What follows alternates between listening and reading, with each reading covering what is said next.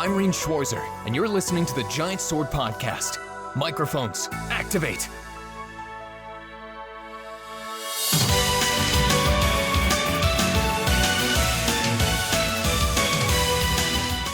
Hello, and welcome to this week's Giant Sword Podcast. I'm your party leader, Nicklin. Joining me today, of course, is Taylor Hoyt. What's up, Taylor? Hey, what's up?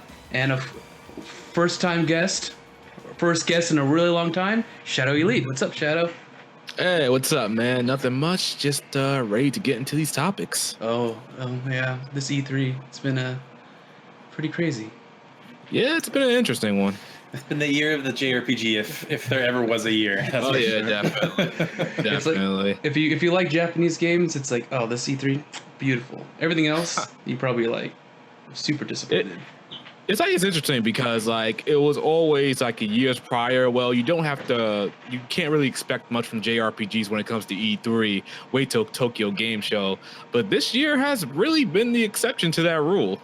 So, I feel like Tokyo Game Show, like as every year goes by, becomes less and less relevant. Yeah. Because like, I mean, we'll get into it, but the fact that they announced a Tales game at Microsoft's conference, like you would never have guessed that ever, like in years past. Like, I have to. I need to talk about. Well, I'm going to talk about it in my own video, but that's a huge one. How do you announce a mothership Tales of title in the West on the Xbox, the least sold console in Japan? That's literally sells like 10 consoles a week.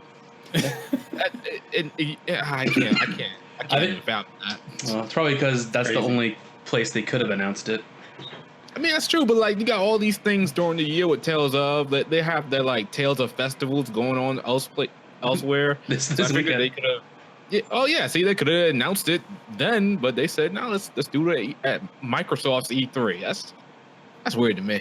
I don't know, but the way that Tales of game is looking, there might be a reason for that, because to me it looks a little bit Western, but I'm sure we're going to jump all into that. Mm-hmm. Yeah. Oh, yeah. Yep.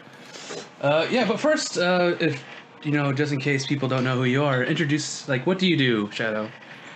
Okay, guys, I am Shadow Elite, the Japanese role-playing game god, and I run a YouTube channel, of course, talking about the Japanese role-playing game in all its glory. And if you want to see more, always just subscribe to my channel. And yeah. There you go. Sweet. Cool. He's always got those beginning of the year JRPGs of the year. You've got those things down pat, man. Every year, and they always get like a crazy amount of views. So. Yeah. The latest one, that one got a lot of views. I never expected that. I was like, let me just upload this because I feel like uploading it. And yeah, that thing just blew up.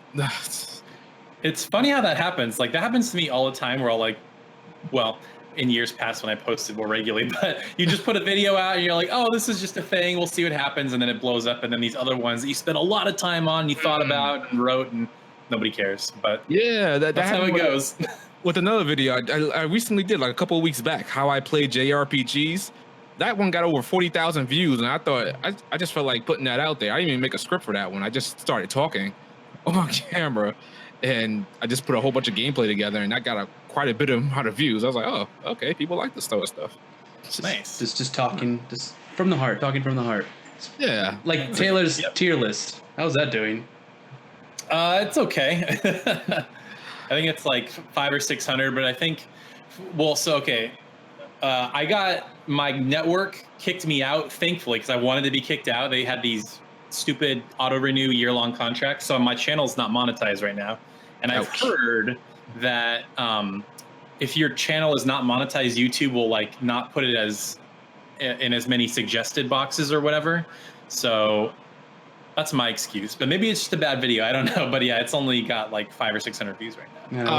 I got some smoke for you when it comes to that video. You put Final Fantasy 6. And what again? Did you put Final Fantasy 6? I think B tier. Oh man, you couldn't have done that.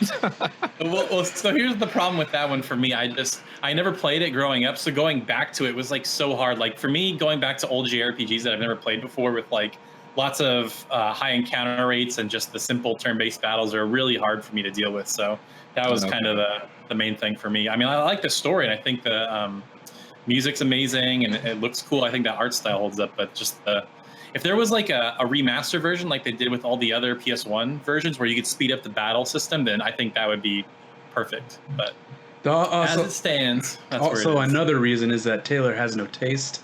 That is the meme on our Discord. Okay, that sounds about right. So let's get to the core of the issue. Yeah, so exactly. So that's a recurring theme on our channel. That's right. But yeah, let's move on to E3. Boom. All this shit announced, or shown at least. First, let's go from the non-JRPG stuff. Smash characters. I told you, Taylor. Did you? I told you it was going to be Dragon Quest. No, everyone's... Yeah, they that was sort of like a leaked tease. People were saying that Erdrick or whatever his name is was going to be the guy, but the official reveal was Dragon Quest XI, which was a little surprising, but it's all of them essentially. So that's really cool. Big year for Dragon Quest. I know. I think I heard the Dragon Quest theme like 5 times during this E3. Mm-hmm. And I'm sorry. Go ahead. Oh no, it's just, you go ahead. I was gonna. Yeah, the Dragon Quest. That was an interesting one for me. I had a feeling they were gonna do that, but I didn't think they were gonna do like all the characters. That was crazy. I thought it was just gonna be the Luminary and that was it. But you got like 5 main cast Dragon Quest characters in there as one character. That's pretty cool. Did they show his moveset or anything at all? They kind of did. They probably did during the treehouse, but it's pretty much a Fire Emblem character. Oh man, yeah, I heard a lot of people don't like that. It's too many sword wielders in Smash as it is. So people there are, but I mean, there's just so many just protagonists in general use swords, so that's like maybe a bigger problem than just Smash. That's true. It's Link. It's Link with magic. That's what he looked like. Oh, okay. All right, that's not too bad, I guess. And then they finally showed up. Like Banjo's finally in Smash. The craziest part about Banjo being in Smash, Nintendo did more with Smash than Microsoft did with Banjo, which is kind of crazy. And this is the most excited people have been for Banjo in a real long time. So this gives me thinking that the next character is going to be Crash. That's a good guess. I was thinking more along the lines of Sora, Kingdom Hearts 3. Yeah, maybe it's possible if they do a port or something like that. But yeah, Sora's a given. I have a feeling Sora's a given. Yeah, he was on Kingdom Hearts Dream Drop Distance and 358 Days Over 7 or something like that. And that was on 3DS. I was on Nintendo console, so that should be doable. Mm-hmm. I mean, if you can get Joker in there, there's really no reason you can't get anybody else in. So. Yeah, I think back in the Wii U days when they got Cloud, anyone's up. Oh yeah, definitely. Yeah, that was a huge surprise. That was fun, especially Banjo-Kazooie, because Banjo and Kazooie, they're not even on anything Nintendo now. I mean, they're back in the day they were, but like you could say like, oh, well, Cloud was on like Theater Rhythm or something, and like he was Joker's in Persona Q, but like Banjo and because they're like I don't know, they're not in anything. So that was like over a decade ago that he was in anything Nintendo related. N64, right? Yeah, I think so. Yeah, it's been a while. Yeah, so not surprised. He's perfect for the game, definitely. I played Banjo-Kazooie on N64. It's one of my great shames that I never beat that game, and I tried on at least 3 separate occasions to do it. But man, that game, I don't know if it's still tough or the game's just badly designed with the camera angles. I don't know. I just think in general, those early 3D games, everybody had a problem figuring out what to do with the camera. Because it was like, oh, we're in 3D now. What do we do? And like Nintendo didn't have 2 sticks; they had that weird C stick thing. And I think that that was like they tried something there. But yeah, I think a lot of games had trouble with that. So I don't think you're alone in that sentiment. Okay, I gotta beat that game one day. I don't know when.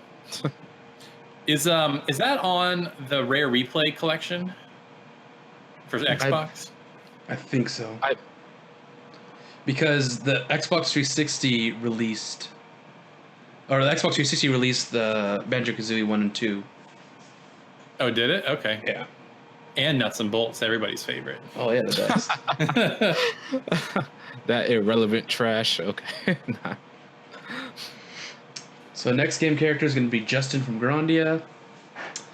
That would be unbelievable, dude. Like, there's zero reason. I mean, you know, with the port coming up, that kind of makes sense. But man, unless they are announcing Grandia, what, 5 or 6? How many did they do? 4 so far? To be 4. Yeah, 4, I think. Because extremes just, you know, doesn't count. Just put where are you? Just put throw it away. Goddamn. Just throw it in the trash.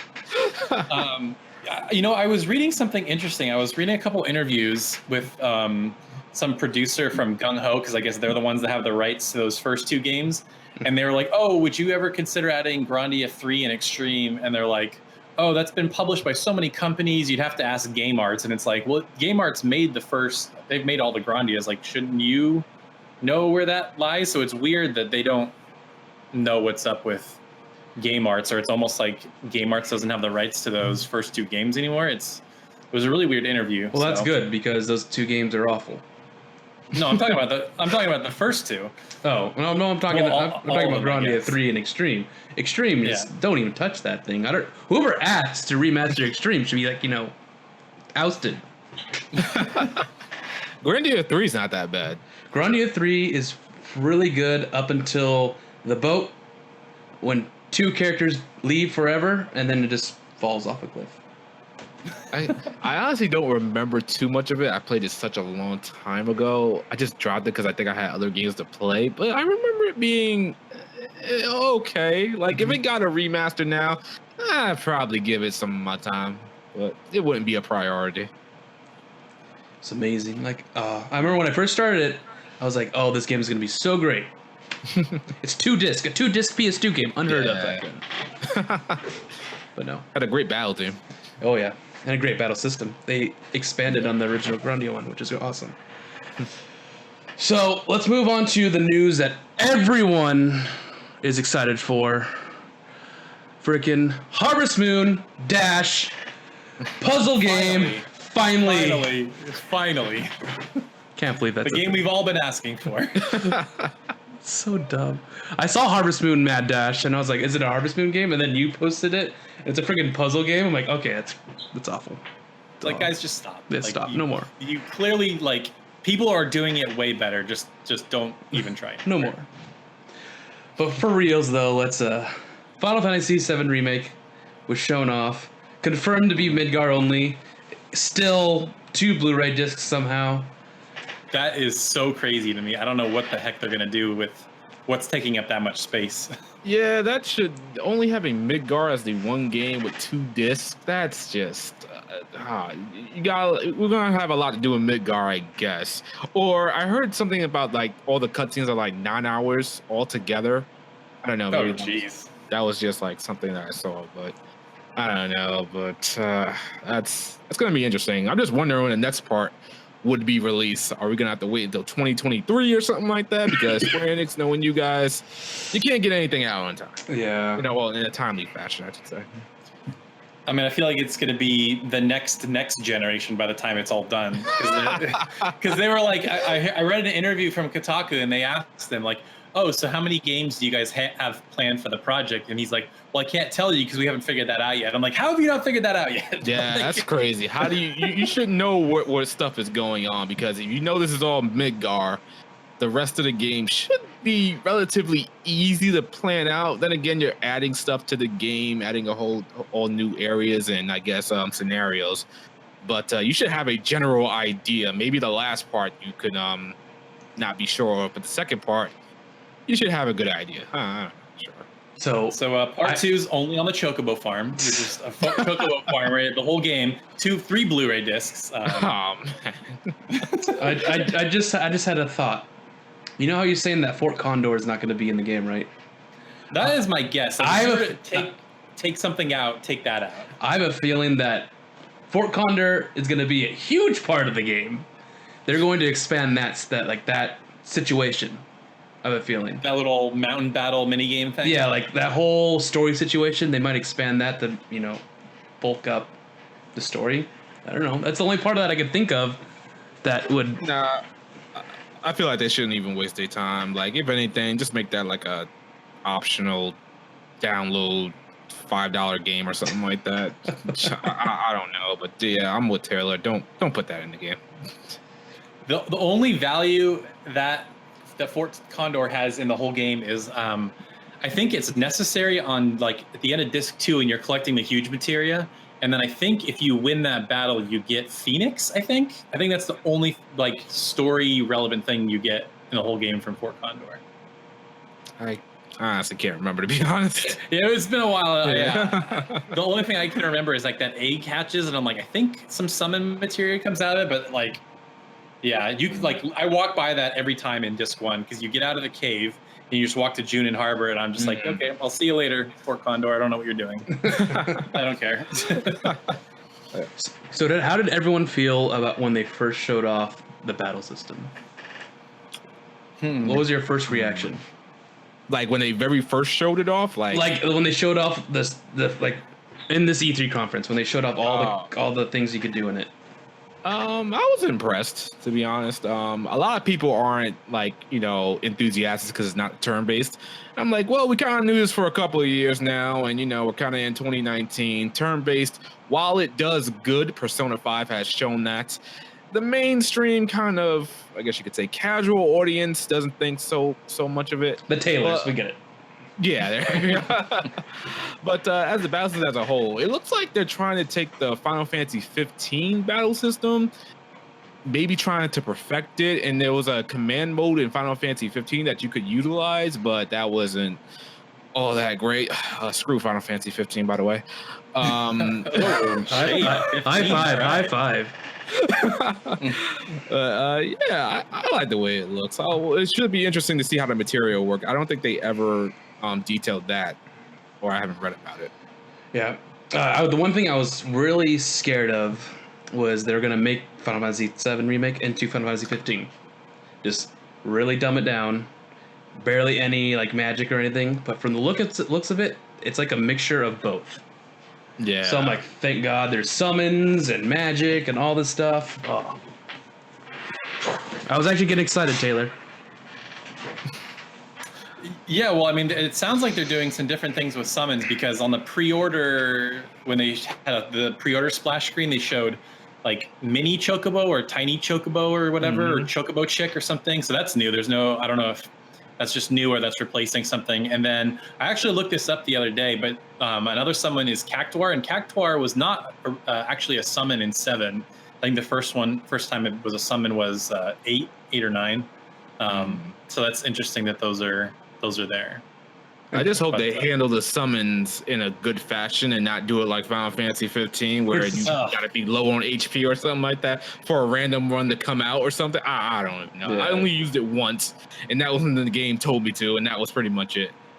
Yeah, that was dumb. I hope it's command based. Like, I don't know if you have to have full ATB bar to use it or something, or what the situation calls for, but yeah, I don't want it to be out of your control. I have a feeling, because apparently some commands cost 2 ATB bar, so maybe a summon costs 2, or maybe like it depends on the summon. Okay. If you get more than just 2 bars in ATB, like when you level up, you get like 4 or 5 or something like that. Maybe different summons cost more.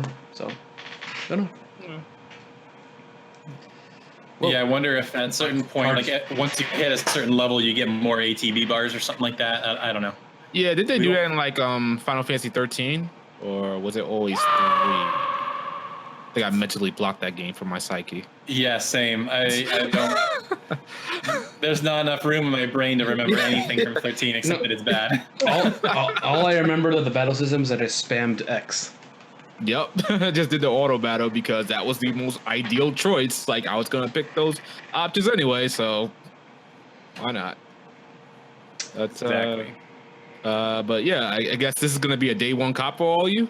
Yeah. Yeah, whether I like it or not. in my head, I'm like, oh, just wait for all of them to come out. But I think that's going to be in like 6 years or more. So I'm like, you know what? Let's just get it day one and just deal with it. They're planning it right now. They're planning the second game right now. They haven't even started. So. Oh yeah, you know it's gonna take forever for them to get them all out. So you might as well just get this one day one. There's probably gonna be like some type of DLC or something like that. And then like towards the end of 2020, you'll get the complete edition of Part 1 or something like that.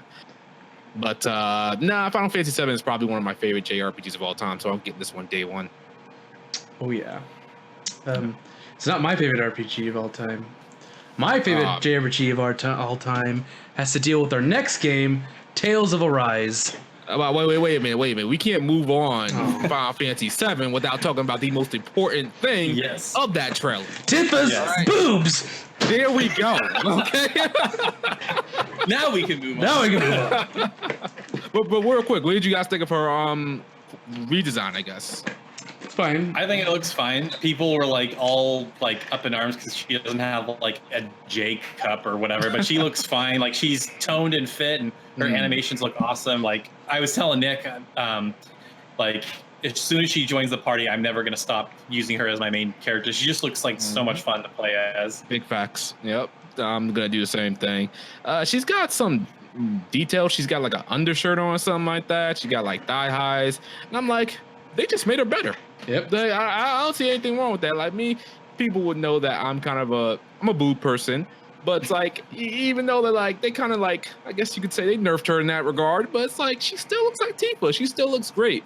I think one of the things that people got a little bit wrong. I mean, I know in the original she had big boobs, but like the fan art really showcased that, and I think like. People are going off like fan art and stuff like that, but I'm like, she looks fine. You guys are just going too crazy over stuff.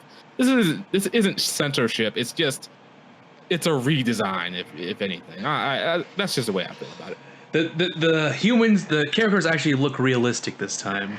Yeah, that's why. Their arms aren't blocks. Yeah, right. We're actually proportional now. Yeah, but. I heard that you could do combos in this game. Like I was watching Max's video on Final Fantasy 7 because he's played it, and he said that you could like combo Cloud's Braver into Barrett's Big Shot, and it actually changes up the animation. Oh, that sounds interesting. Yeah. It should be like That's I hope cool. that all smoothly transitions just to one nice little animation, I guess you could say. One of the things that could get wrong is just that everything is just disjointed. But with Square Enix, they're pretty okay when it comes to like animations, I guess. Mm-hmm. And another thing is that enemies can knock down your characters, like you know the giant car-looking thing, the sweepers. That's what they're called. Mm-hmm. Apparently, that like they can knock down Cloud and then start like stepping on him, and then so Cloud like screaming like that. It starts screaming to Barrett, it's like help me. And if you don't switch to Barrett, the thing actually crushes Cloud. Oh, I thought that was just a cutscene. Oh, okay. Yeah, so it's like, oh, well, your character could get immobilized and you have to do something or they're going to get knocked out. So, that's cool. Do you guys think, I don't know if you guys played Kingdom Hearts 3, but do you guys think it will be as easy as Kingdom Hearts 3? Nah. Kingdom Hearts 3 was really easy. Yeah, It sure was, yeah. I don't think so. From previews that I read, they said the combat isn't as floaty and like free moving as Kingdom Hearts 3 and Final Fantasy 15. The characters feel more heavy and more grounded. Oh, okay. So, all right, that's cool. All right. I don't think you're going to be able to dodge everything like you can in Kingdom Hearts 3. Yeah. Okay. So we're good. Or we should be good on that front. Mm-hmm. Speaking of Kingdom Hearts 3, have you guys played Critical Mode yet? No. I've gone on the record to saying screw Kingdom Hearts 3. Unless they bring Final Fantasy characters back, I hold no interest at all. That game wholeheartedly disappointed me. And like you can basically do that whole game in the last couple of hours because everything else was pretty much irrelevant. But hey, yeah. Got to get those Disney Worlds in. I mean, that's Kingdom Hearts in general. All the Disney Worlds are irrelevant until like the final ones. Yeah, but there was some things also towards the end that just like the whole story. I know Kingdom Hearts is convoluted, but that whole story was just this is what you built up for 10 years. This is what you got. This is all you brought to the table. I don't want to bring spoilers into this, but come on, Nomura, you're better than this, or at least I think you're better. You know what? Go back to just doing character designs. There you go. And Final Fantasy 7. Yeah, you know what? Get that done, and then like sit down somewhere. Make weird figures again. All right, are you guys? Is that already all Final Fantasy 7'd out? Are we moving the tails? Yeah, I think we're good. Yeah. All good. All right, so we're gonna move the Tales of Arise. First, I just want to get your opinions on it. What did you when you first saw the trailer or the screenshots? What did you think? Is it Lila? Yeah, I mean, she looked a lot like Lila from Zestiria, because I mean, your theory the whole time was like, oh, maybe it's that in-between game, and so that kind of played into that a little bit. But clearly it was a different engine. Like the lighting looked way better, and it was like more colorful. It had a different shading to it. So yeah, when I saw the screenshot, I thought it looked great.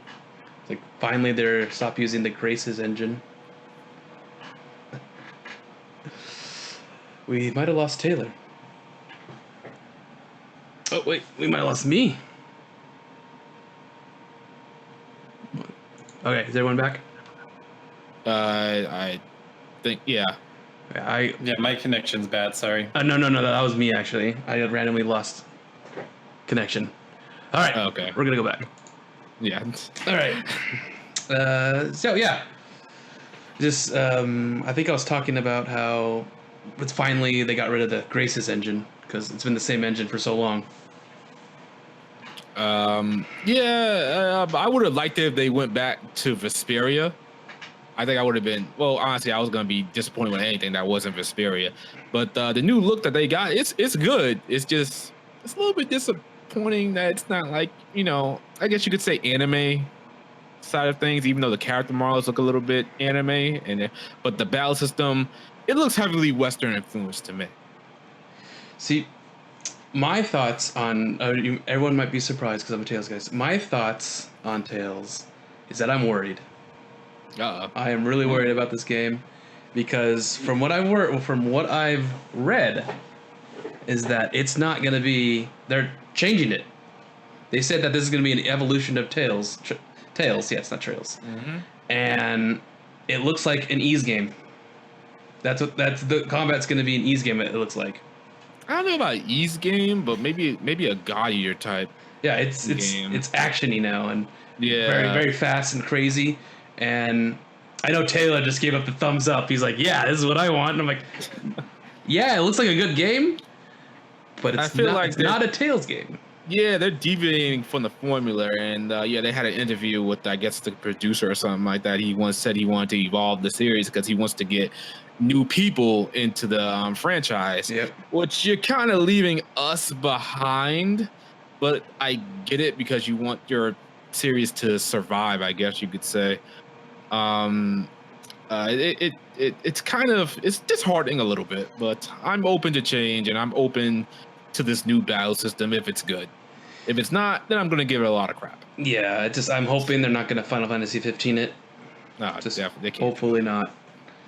Taylor, I know you're super excited because you love Ys. I mean, I like Ys too, but just as a Tales fan since Tales of Destiny, It's just disheartening.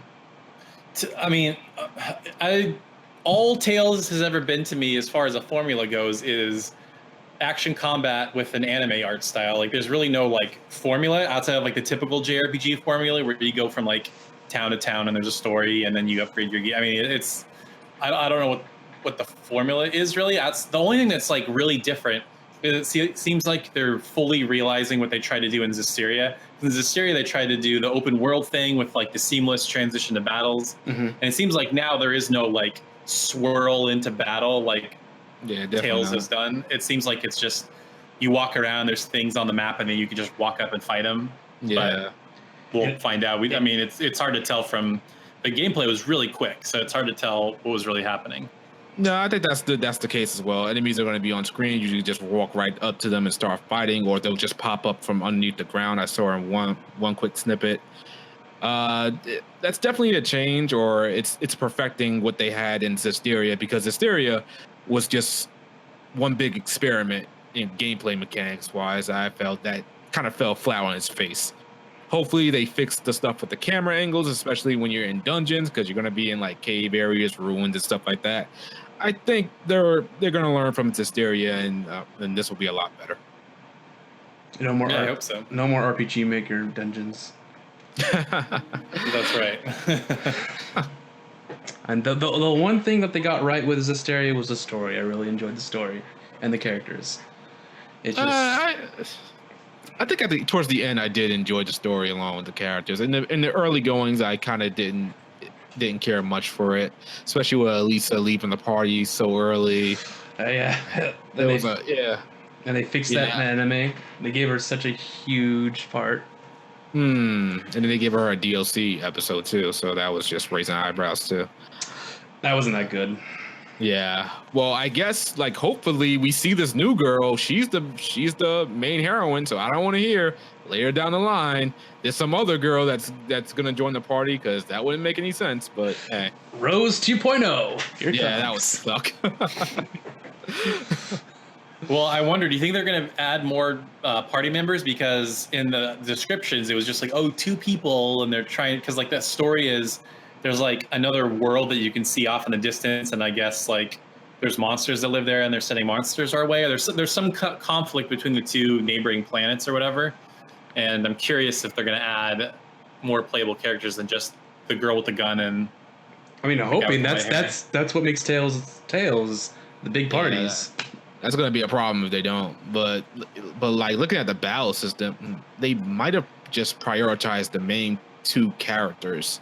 But we'll see. It's still a little bit too early to tell. They'd be crazy not to give us at least 5 or 6 party members. Yeah. That you could if it's like maybe you could switch between them. Maybe it's gonna be like Final Fantasy VII Remake. We don't know. Hard to say. Yeah, we might see more in this weekend. So don't know. They're also going to definitely going to announce the Tales of Destiny HD remaster. It's coming. Oh, that's coming. Yeah, you hold out for that one, my friend. I have been for a long time. Him with Destiny and me in Final Fantasy Tactics 2 until our dying day will be asking. I don't know if you're going to get Tactics 2. They're going to re-release all their old games first before they go into anything else, it looks like. So they need to release Tactics 1 on the PC. That'd be interesting. They should do that, definitely. But first, Namco, this right here. Bring it. Bring it back. Bring it to the West. What's this? For the audio listeners, what's this? I'm holding the Tales of Destiny DC remake. It was only in Japan. Only in Japan. You played that one completely, or like it was? I've beat it like 3-4 times. So, you understand Japanese, or you just No, I know the story. Guides, and I know Tales of Destiny by heart. Like I have the PS1 version, so I know what's going on. So you don't think that's gonna ruin it for you if they ever bring it out in English and like they change up a few things, like the official translation, Well, the remake is like they changed story moments from the PS1 version. They changed it a lot. So I know the script, and I thought the changes were really awesome. They made the story way better. But it's like what they're doing in Final Fantasy VII. Taylor got what he wanted, his remake of Final Fantasy VII. So, and I got mine too, but it's only in Japanese. Alrighty. You want to know a really sad story? So, you know how Tales of has a bunch of Japanese games that get fan translations and they take forever to come out. So the Tales of Destiny one was really close to coming out. They finished the scripts, they finished everything. They started doing live streams showing it how it works, and it looked amazing. I'm like, thank God, it's almost here. And then one day, just randomly, canceled, turned it off. Everything's done. Not doing it anymore. No hint of this coming. They just suddenly switched it off. Did they get like a cease and desist order or something like that? Or they didn't say.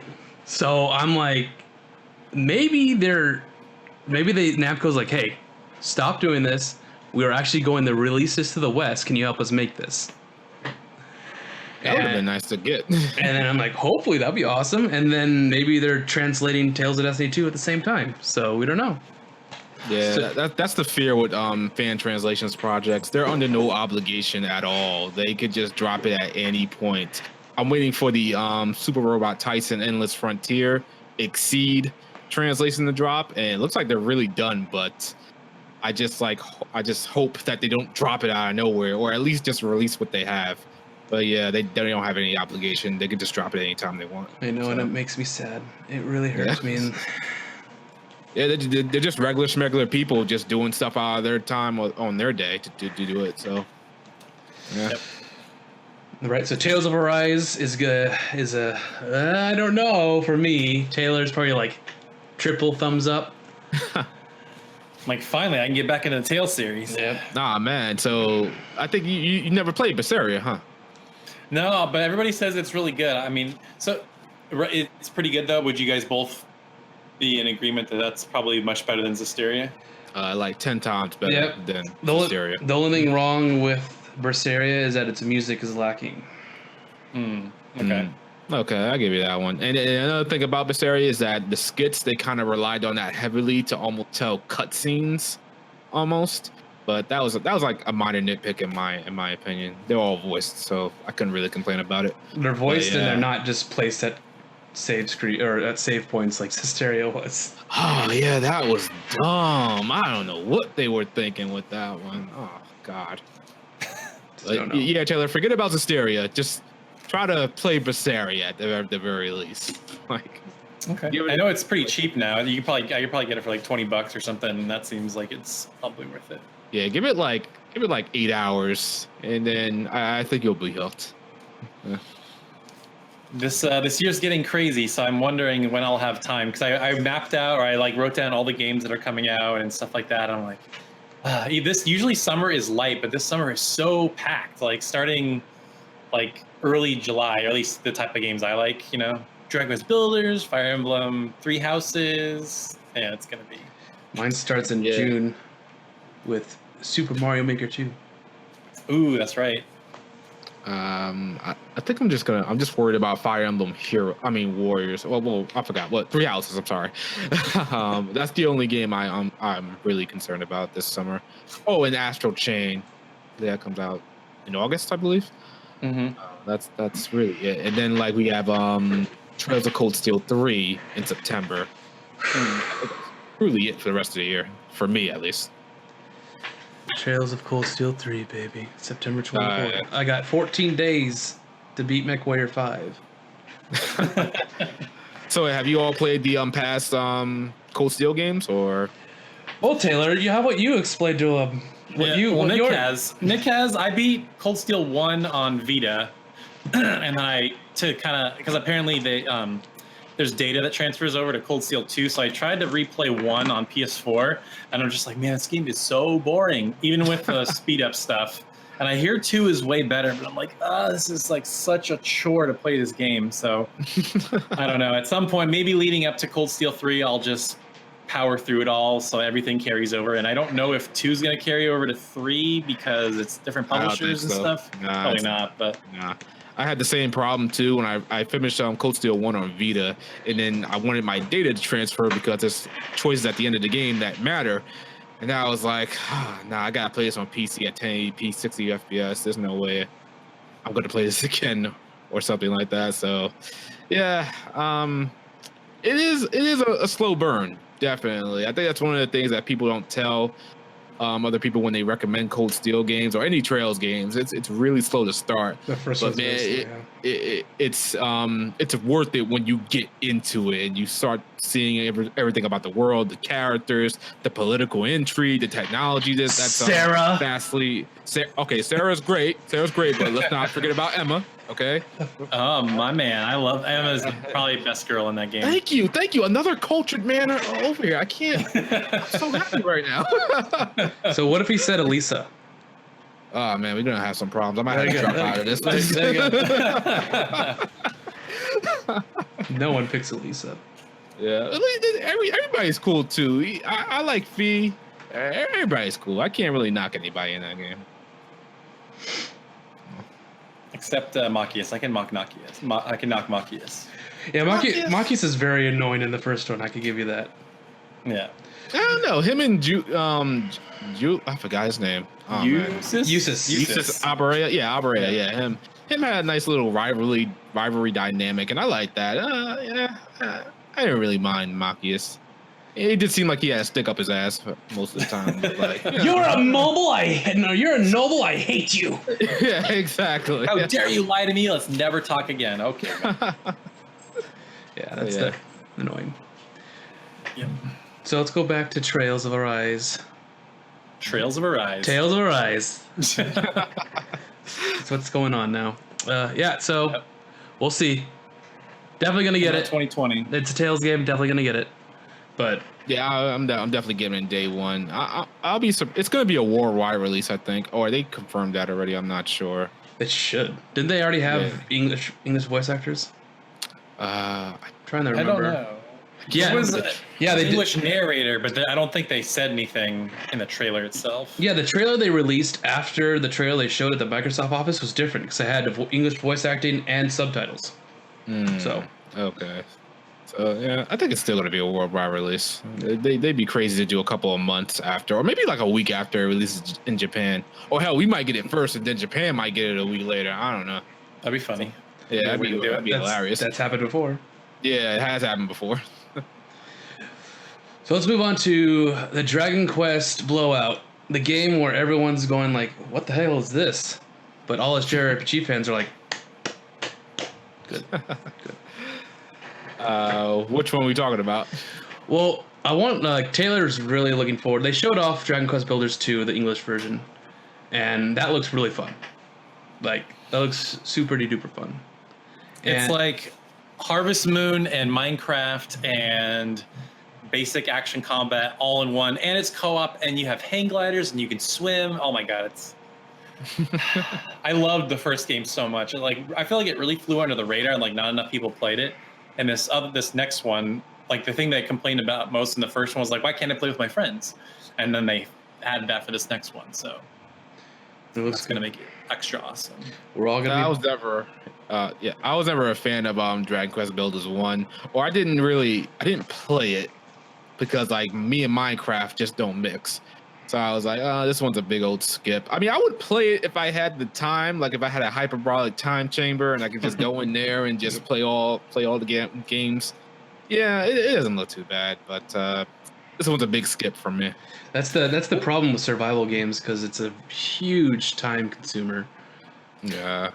Well, see, that's the thing. So, like, I'm with you. I'm bad at making my own fun, and that's why I don't like Minecraft. It doesn't tell you anything. There's not really any objectives outside of getting to, like, the nether. But this one, it, like, gives you quests. It's like, oh, I need a place to live. Build me a room, and I'll, build you a blacksmith anvil or whatever. So you go out and you build them a room.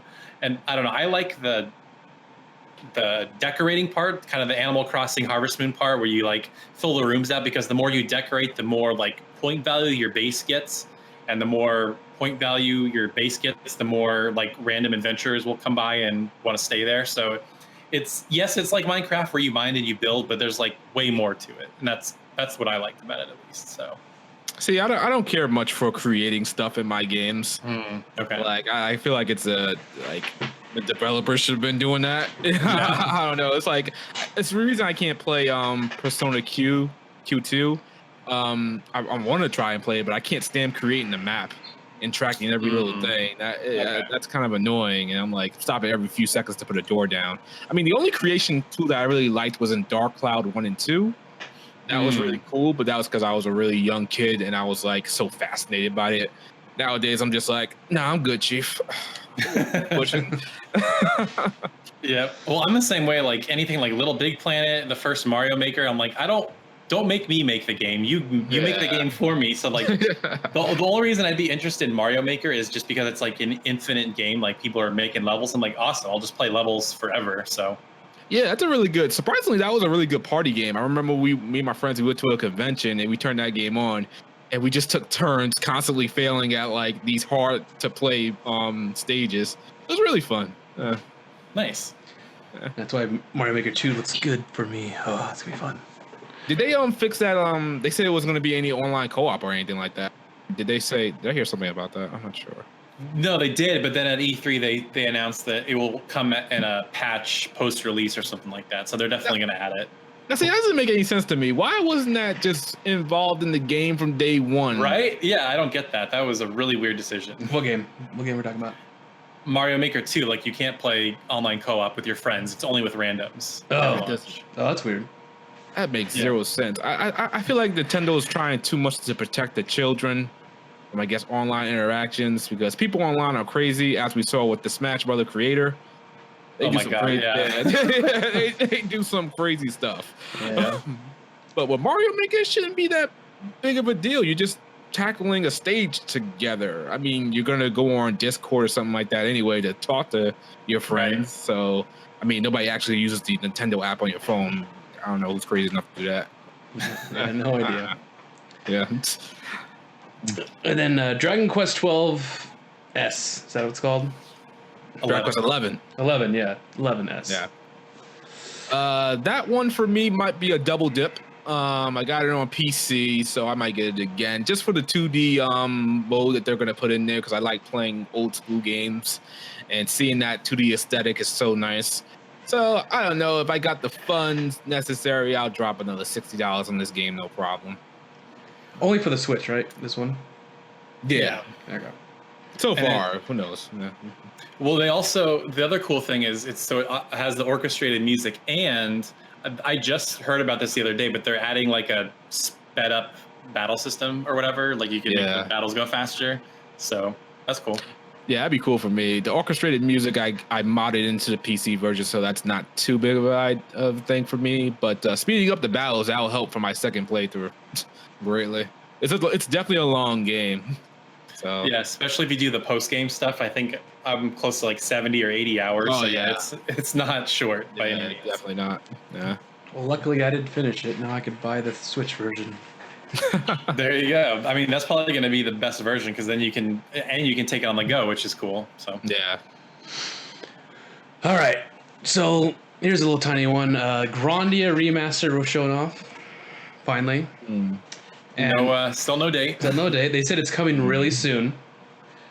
And you're wondering why it's taking so long. I remember before we were recording, you guys were saying, why is it taking so long? I could tell you why. Because these ports are shit. Oh man. So you say I shouldn't get this day one? I should just wait for the patch? Okay, so the gameplay they showed, in the Grandia gameplay, a bunch of sound effects are missing.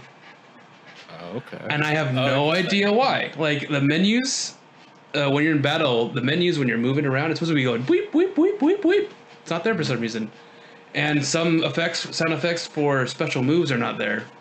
Like when on Puffy kick, you're supposed to hear Puffy go like boo, boo, boo, but it's not there. And it just like, it feels empty. And whenever you're in the battle, there's usually like a battle start sounds like, but this one is not there. It just instantly goes into the battle theme, and it's really jarring. So I'm like, I'm hoping these are fixed when it's launched. Maybe it's just a preview build with some bugs in it. But playing the Grandia 2 remaster, I just finished that on PC. That had a bunch of sound bugs as well. So I was like, okay, these guys have a problem with sound, I guess. Yeah, you might be in trouble. Yeah, they might do the same thing. Did anybody put out like a patch? Like anybody in the community? No, not for the community. They put out patches that said they fixed some sound issues, but not all of them. Oh, okay. Because I know that the Tales of games that when they release on PC, the community puts out like a patch to fix a lot of things. I don't know. It should just be done right the first time. Yeah, I don't think Grandia has a big enough following. Okay, yeah, that's true. They needs to be. Grandia is the first one is an amazing game, but you can play it. You can play it on your PS1, PS2, PS3, and PS Vita. And it's cheap, $6 on the PS3 and PS Vita. So you gotta get those. You gotta get that version. So that's fine. Yeah, I wanted to get into the earlier Grandia games, but it never felt like a priority to me. So I just like pretty much more or less skipped them for the most part. I have it on PC on Steam. I just never really What's crazy is too, because it was actually good from when I was playing. I was actually interested.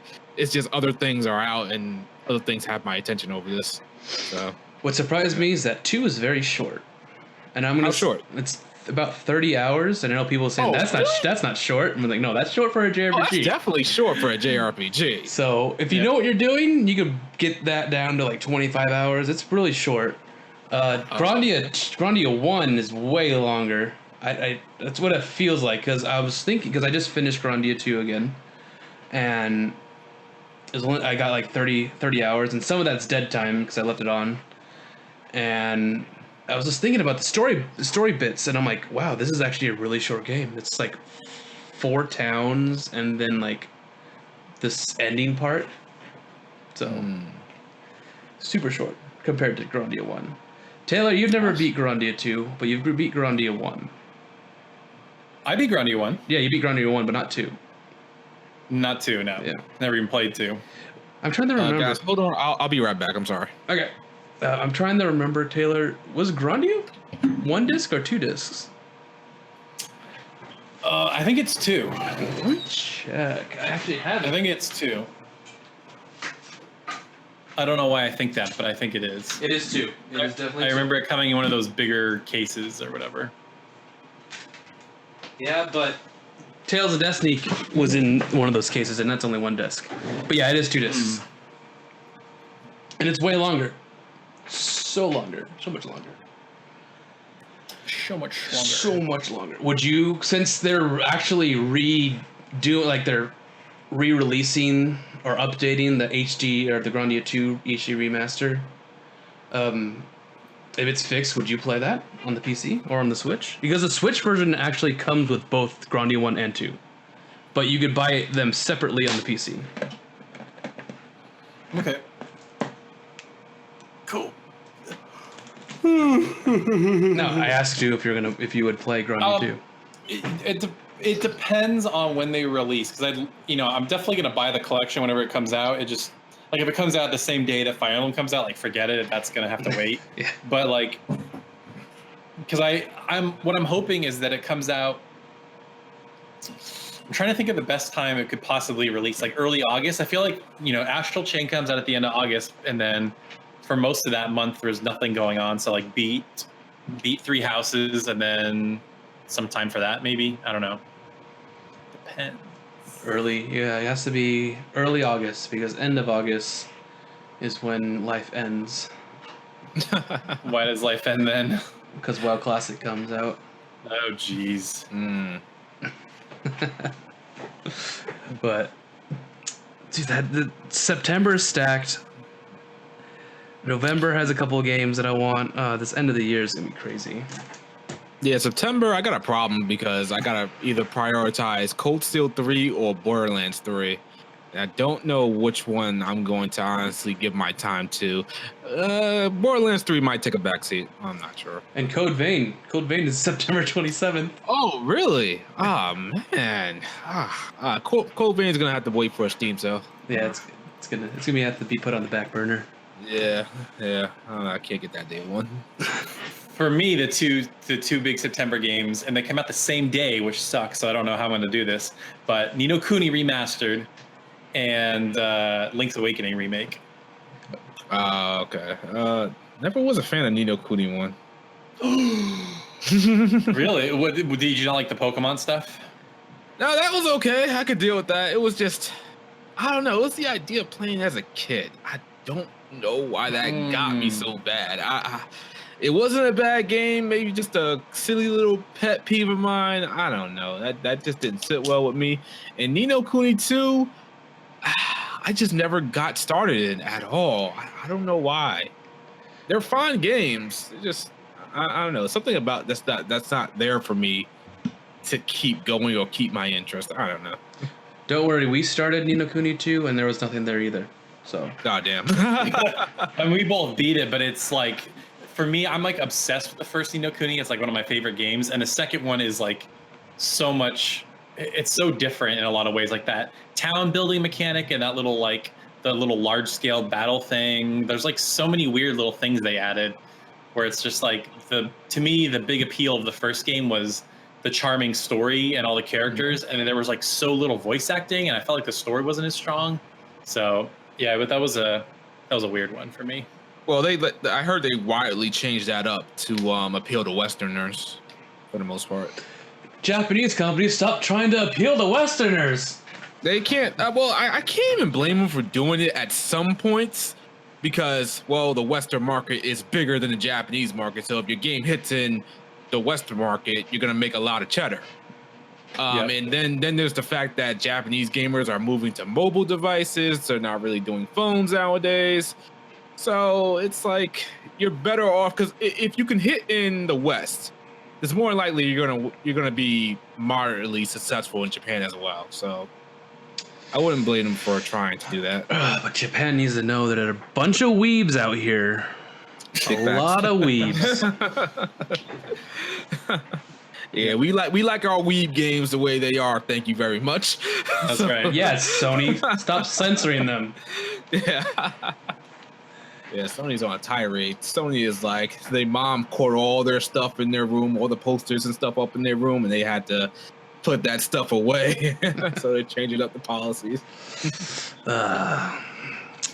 All right. Speaking of very suggestive female designs, Trails of Mana was announced. And that's a remake of the third Secret of Mana game, right? Yeah. We never got that game in the West until the Nintendo Direct because they shadow dropped the collection on us. Oh.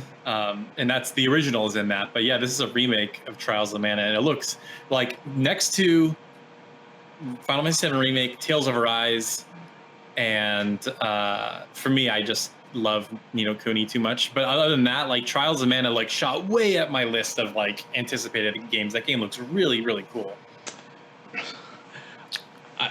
I remember reading about it, and they're like, we learned from our mistakes about the remake of Secret of Mana that we're actually going to remake this game and not just put like paste 3D models onto an older game.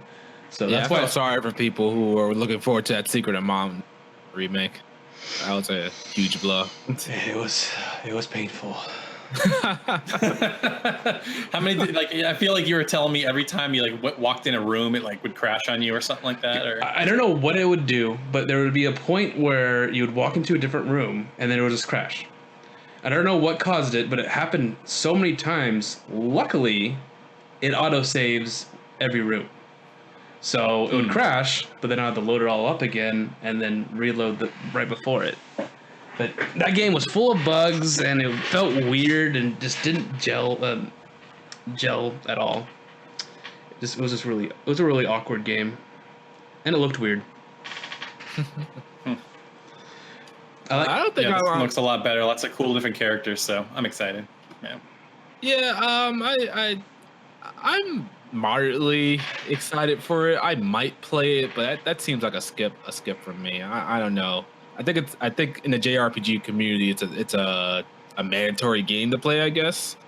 But for me, it doesn't look like anything I need to play right away. It's a sale game. Is it because it's got kids in it, or is it just too cutesy, or what is holding you back? It might be because it's too cutesy. I don't know. I'm sorry, people, if you guys think that's a dumb reason, but that's just I like to look at what I play. I'm sorry. That's just the way it is. But have you seen the female characters? Yeah. See, what's going on with that though? I haven't seen them. They're crazy. There's one girl that's crazy. She's got like a spear and kind of a revealing outfit, and so Kraft, one of the guys in our Discord, linked me. Apparently, there's like leveling trees in this game where you can change classes, which I didn't know. And apparently, she turns into like this crazy like wolf huntress at a certain tier. And that would look like Haunted from Octopath Traveler almost. That's funny. Oh. Yeah, just look up where is it? Right here. Sorry, we're doing this mid. Yeah. Oh, wait, I actually have this saved. Mid podcast. I have this saved. Oh, nice. I think I do. Where is it? Yeah, I don't see anything. No, here it is. Right here. It's. Bam. Oh, she doesn't look too bad. She looks really, really nice. Okay. All right, interest just went up by like 0.1%. 0.1%. That wasn't even the girl I was thinking of. Yeah, I know what you're thinking of. You're thinking of this one. The girl with the green outfit. Yeah, I mean it's not really like a revealing picture, but No, it doesn't have to be. I just like her design. She's got a cool design. Let's see. What are we doing? Yeah, she looks like one of the characters from like Valkyrie Profile or something. I think this is like a character I've seen in a lot of doujin. yeah. Yep. That's what Kraft said during their announcement. Yeah, that's what. Yeah. Okay. I don't know. I might cop this one. Okay, so here's the only thing that I'm really worried about. There's this character in the game called Charlotte, and she's like a little girl, and apparently she talks like a little girl. Like they're like, "Are you going to help me?" Like they have like written that out phonetically, and I'm like, "Oh no!" Oh no! That means you gotta turn on the Japanese voices then. Yeah, exactly. Because I don't want to hear, "Will you please help me?" Well, I go, Oh no! No, none of that. That sounds terrible. It sure does. All right. So after that surprising announcement, we got another surprising announcement. Breath of the Wild sequel. I heard Taylor screaming from across the states. No, I mean, it's hard to get excited because there's no title. It didn't really show anything. It's just like, we're making one. The thing that would get me the most hype, though, is if at the beginning of the game, you could choose either you play the whole game as Link or you play the whole game as Zelda. I would love to play a full open world action RPG as Zelda. That would be so awesome. I have a feeling it's gonna be like a co-op game. That's what it seemed like. Oh no, open world co-op game, or are you talking like Last of Us, where you have like a AI companion type thing? That one. Yeah. Okay. I was never personally really big on Zelda. I have Breath of the Wild. Well, I don't have it. My dad let me borrow his copy, and I never actually played it, to be honest. Don't worry, I haven't either. Yeah, I can't see why people. I mean, I get why people are excited because apparently it was a highly viewed game and stuff like that. I see it as just another open world game. I mean, if you ever played a Grand Theft Auto game or something like that, it's just not really Grand Theft Auto because that's entirely different. But it seems like it's not that big of a deal. But then again, I haven't played it, so I don't know. And then it took forever to develop this one. So how long is it going to take to develop the next one? And well, I don't know. There's only one reason why I'm interested in it. It's because it's spooky.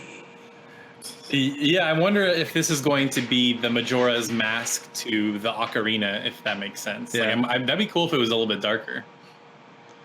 But other than that, I was like, oh, this is a Taylor thing. I know Taylor's loves Breath of the Wild. Well, that's really funny because I don't like the other Zelda games, really. The only one I've liked has been A Link Between Worlds. I don't like Ocarina of Time or Wind Waker, which is really surprising because that seems like a game that I should love. I didn't like A Link to the Past. I don't really like Zelda, but I don't know. That dopamine drip of finding the Korok seeds and the shrines and getting new gear, to me, there was always something to do. So that's what I liked about it. I heard the weapon breaking mechanic was annoying. Yeah. And the climbing stuff was annoying if you didn't have a lot, or you could use a trick where you can just infinitely climb. I don't know. But I will say I really hope they fix the weapon breaking thing. That was definitely my biggest complaint. More than anything, the climbing thing wasn't super bad because the way you could give yourself more stamina and you could eventually climb anything. But yeah, the weapon breaking stuff sucked for sure. So wait, is this like you couldn't help if a weapon broke, or could you just stop using it and switch to another weapon? I mean, if it broke, you lost it, except for the Master Sword. That one had to recharge. It had like a recharge timer. But I mean, there were weapons everywhere. Like when you killed an enemy, you could pick up your weapon. So you're like always carrying like 10 weapons type of thing. But some people really liked a certain weapon and they just didn't want it to break, but it did. So wait, you couldn't repair it? No, if it broke, well, so it would degrade and then you could go back to places and like fix them. But if it like broke, you couldn't ever fix them. Oh, okay. Gotcha. That sounds like Dark Cloud. Oh my gosh, yeah. Dark Cloud. Yeah. Oh, your sword broke. You got to run all the way back. Yeah. I remember that. All right, the next piece of news. I don't know what you guys think of this, but they announced at a Microsoft, conference, Phantasy Star Online 2 is coming to the West. I am mega hyped for that. I've always been like interested in Phantasy Star Online too. Like, yeah, that was a huge surprise that Microsoft announced it. I guess Phil going to Japan, this was one of his things that he got. And I guess since nobody else was gonna fund it, Microsoft was like, yeah, we can get Japanese games too, no problem. But yeah, this is definitely gonna be a day one download for sure. The good thing is that if it's on Xbox, it's on PC. Oh yeah. So I'm gonna be playing it on PC. Oh yeah, Xbox is pretty much useless in my opinion, but yeah, especially if you have a PC. Yep. I mean, Taylor, you had a reaction video. What are you doing? What are you doing? What are you gonna do with this game?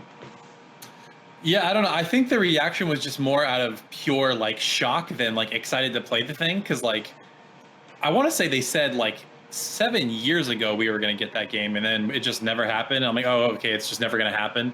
But this is almost like a Shenmue 3 style announcement where it's like, oh my god, no way, this game is finally coming over.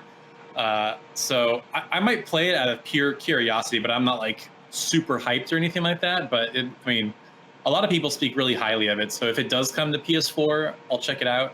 Because they said, I read an article somewhere that said it would be like a timed exclusive on Xbox or something like that, and then it would eventually come everywhere. So shit, even if it came on Switch, that'd be kind of cool to play on Switch. But I'll give it a try when it comes out, because it's free to play if I understand it right. So it's not like you have to buy it. Yeah.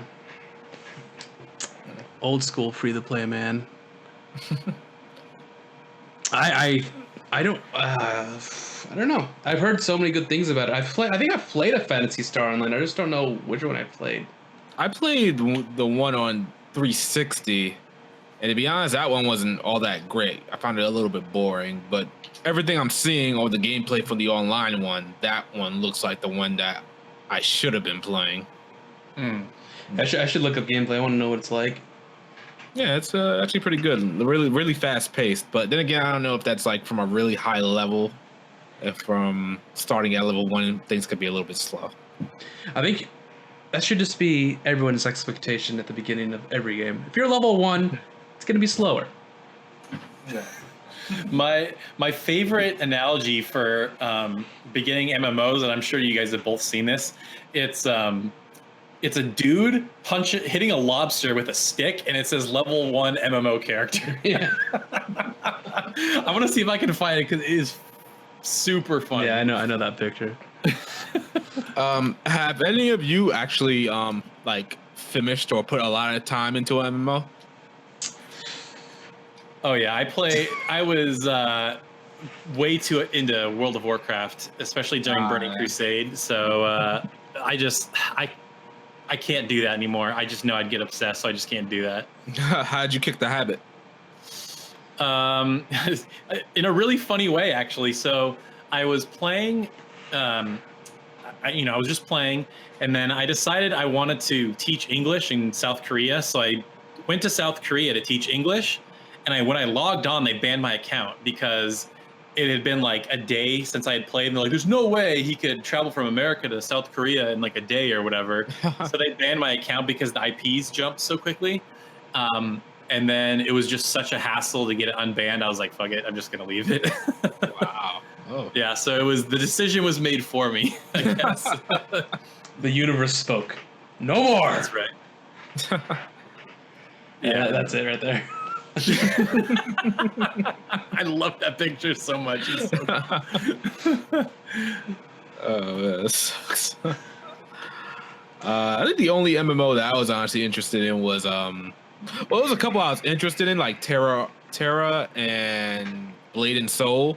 Those were for reasons and research purposes. And also Final Fantasy 14. That one was really good. I put a lot of time into Final Fantasy 14. But I don't think I ever beat it at all. I find MMOs are pretty hard to like finish, like the main quests and stuff like that. Yeah, because you have to put in a lot of time, like a lot of time.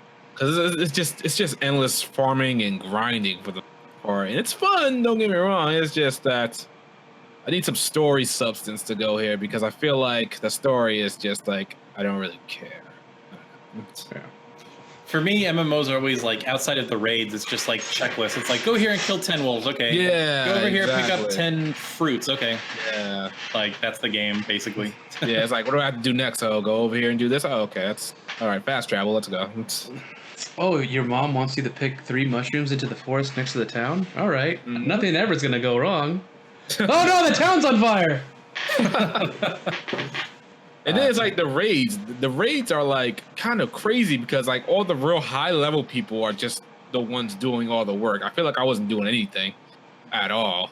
And like you can do like a whole party thing with other people. That's pretty cool. But the raids, I just like I'm not doing any work here. I'll just like sit here and just take all the credit after everybody does everything. I don't know.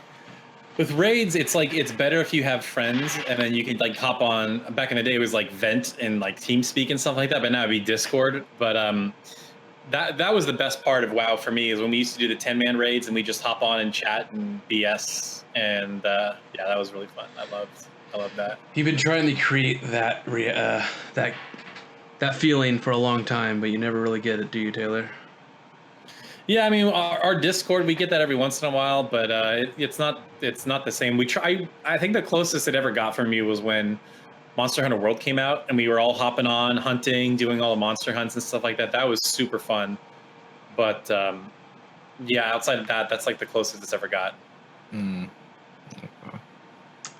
So, moving on. Have you guys seen the gameplay for Sakuna of Rice and Ruin? Didn't hear about that game until about 5 seconds ago. Yeah, I've had my eye on that one for a while. That game looks really, really cool. So in a nutshell, it's like a Vanillaware 2D side-scrolling action game. Hold on. Vanillaware? That's all you need to say. Like, No, it's not It's Vanilla. not made by Vanillaware. It's not made by Vanillaware, Oh, but it's in that style, like the really, really cool art style, highly really nice animations. But it's like 2D action, and then the other half is almost like a Harvest Moon game. Like you have this rice farm, and so you're farming rice, and apparently how you farm the rice dictates stats the next time you go out and do combat or whatever. So yeah, it looks really neat. Looks very interesting, and it looks like it's coming out very soon because English voice acting is like complete. And I was just watching some gameplay from the Treehouse, Nintendo Treehouse, and I'm like, oh, this is interesting. I can't wait to play this. Yeah, it looks it just looks cool. And apparently it's only made like the core development team is only 2 people. Yeah. And then they like outsource some art and the music and stuff like that. But I'm like, that is really impressive for 2 people. Yeah, that's pretty much it for Sakuna. Yeah. We just got to give that game some more love. More people need to know about it. Speaking of games that need more love, Rune Factory 4 Special. Everyone needs to play that game. Yeah, I was bummed that didn't get a release date. Yeah, me too. I saw the new E3 trailer. I'm like, okay, release date. Nope. A release year. Oh, it went from because they were gonna say they have been saying fall 2019, so now it's just 2019. It's just 2019. Ooh, that means it got delayed. Well, I was never a huge fan of Rune Factory games. I got Rune Factory 3, I think, on PS3. And I was like, I played it for a little bit. I was like, nah, this ain't it, Chief. Took it right back to GameStop. Was that Tides of Destiny? Was that the one where you're on the go? Okay. Yeah, that one's weird. I will say that one, like, so I feel like me and Nick are like weird, like Harvest Moon sim, like experts. Like we've played a lot of those. And in my opinion, I feel like Tides of Destiny like had this big potential, but it's like really shallow and it's not as good as it could be. I think 4 is way better. Okay. At least that's what I think. But the problem with 4, I'm going to go from Shadow's perspective here, is that a lot of the bachelorettes look very young. Oh, they look like there's some that look like little girls. It was way worse than the older ones, but in 4 there's a little more mature ladies, but they just still look younger. They do. Yeah, they all look like high school students pretty much. Yeah. Yeah, I don't know. Yeah, I'm definitely not gonna. This one's a little skip. Yeah. This one's No, that's a big skip. Gameplay's fun though. Gameplay's really good. I love that type of gameplay. And back in the day, Taylor and I cried when... No, we didn't really cry. But we were very sad when the company shut down. And we're like, oh, well, we're never going to get a Rune Factory game ever again. And then randomly... Which Direct was this? I think it was the beginning of the year or something like that, or the spring one or something. Something around there. There's this random Nintendo Direct. And they announced Rune Factory 4 Special, which is like a remake for the Switch. I'm like, what? That's weird. And then right after that, they're like, Rune Factory 5 is being made. And I crashed my car. So I was watching it when I was, when I was driving. Oh, did you literally crash your car? No. That would have been hilarious. No, I screamed really. Like I was like, what? No way! In my car. So, because that was out of nowhere. That's good time. Good times. Yep. So let's move to missing in action. Okay. Town. Town was not there. I don't know if you guys remember this game, but it was at it was announced at a Nintendo Direct last September, and it was by Game Freak, and the premise was it all takes place in one village, and monsters are constantly attacking it, and it had a cool cel-shaded art style. It looked like it was turn-based combat, but it was just called Town, and it was a working title. And they said it was supposed to come out in 2019, but if it wasn't at this Direct, it's probably not coming out this year. So it seems like they just finish Pokemon, make Pokemon as good as it could be, and then you can finish Town next year. Yeah, that's what I feel. That's what I feel it's happening right now. Yeah, that's another one I had zero interest in because I made a video of missing games and I knew that one was one of them, and I was like, I just got no interest in this one. And I was thinking about putting it on there because I did a video like that one last year, and I didn't want to put games I wasn't interested in on there, so I was like, we'll just leave this one. That's fair. Yeah, I don't know what to think about that game. I saw it, I'm like, oh, that's interesting, but I wonder what the gameplay is gonna be. Yeah, I think Game Freak has their hands full with the Pokemon game, so maybe this game was put on the back burner. They don't even have a title for it. It's a working title still, so it's Project Town. Yeah, exactly. Another thing that was missing is obviously Metroid Prime 4. I mean, what the hell? It's been like 5 years. Didn't they restart development on that? I don't know. I'm just joking.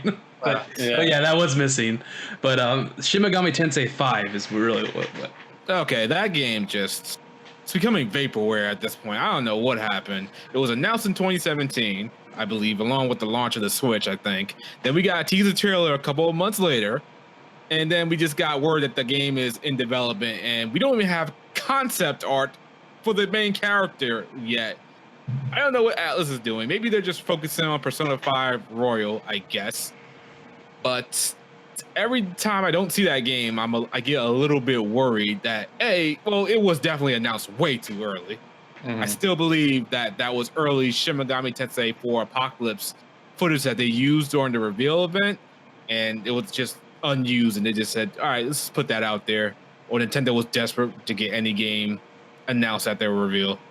I don't know. It's weird how that game is just, we don't know anything about that game. Yeah, I'm with you. That really smells like a game that, like, oh, we're like starting it, we want to make it, and we cobble the thing together so we can get some press at Nintendo's thing. But yeah, it's that's starting. That almost. I mean, you can kind of almost think of it the same way with SMT Cross Fire Emblem, like Tokyo Mirage Sessions. Yep. Because that was vaporware for a long time. Yeah, it was. And then it came out and decided to be an idle, I guess you could say, weeb type of game, and it was right up. But I didn't expect Tokyo Mirage Sessions to be like that. I don't think anybody did, but yeah, they went way left with that one. Good thing for us, I guess. Still waiting on that Switch port. We'll see. We'll see.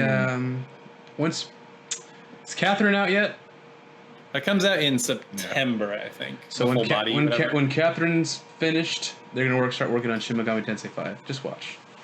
I think when Persona 5 Royal drops, then they'll probably do something with that. It just doesn't make any sense. If you had told me last year that you would get Final Fantasy 7 Remake in 2020 before we would get Shin Megami Tensei 5, I would have called you crazy.